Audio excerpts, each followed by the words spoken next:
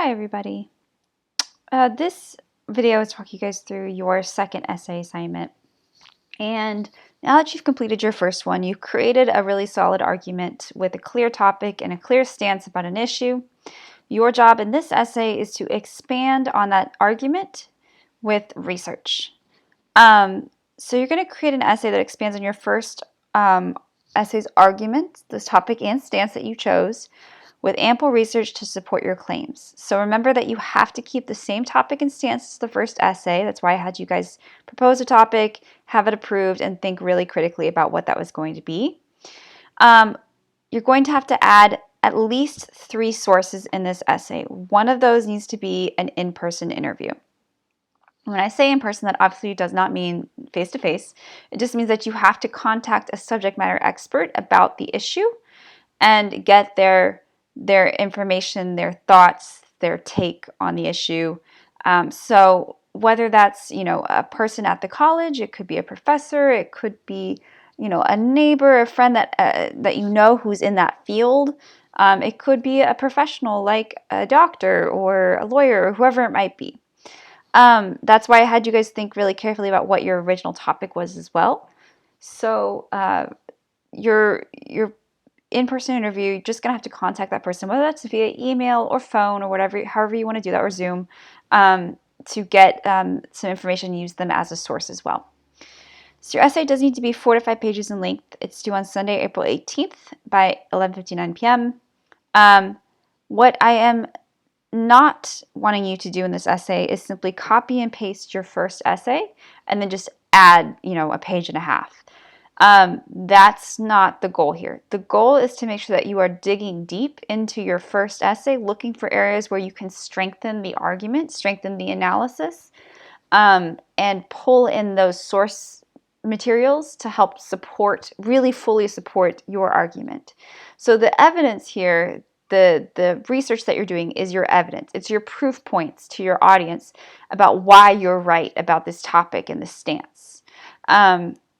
So like I said, what I don't want to see you do is simply copy and paste the original essay and then add a page and a half, 2 pages.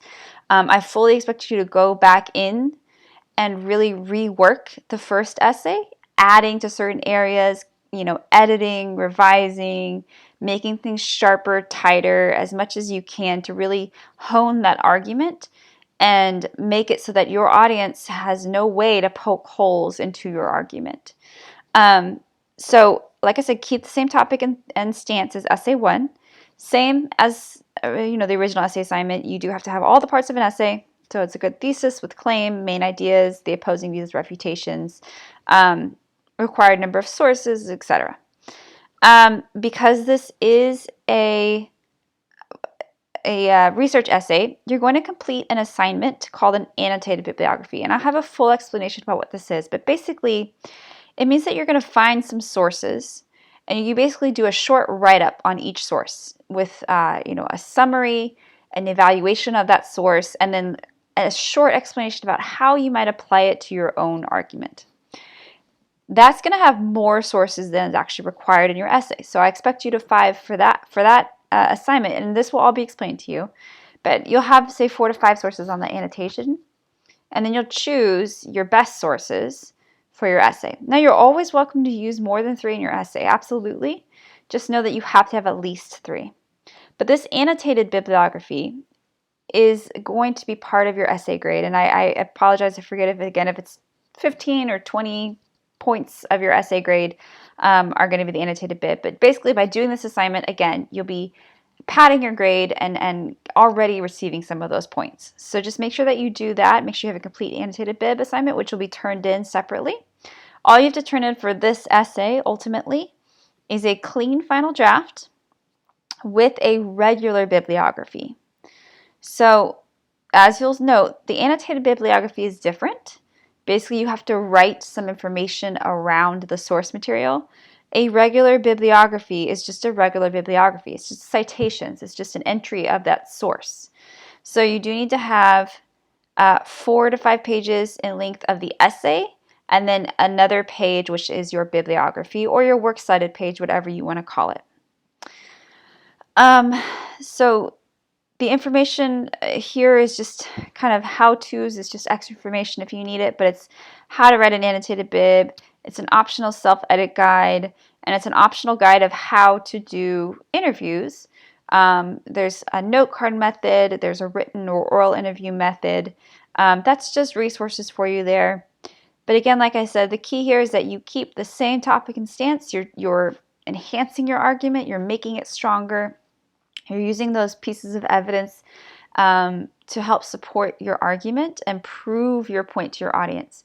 We're going to talk about how to integrate sources, but you'll see that the way you integrate source material, typically the strongest form of evidence is a quote, a direct quote from the author. So you'll use in-text citation as well.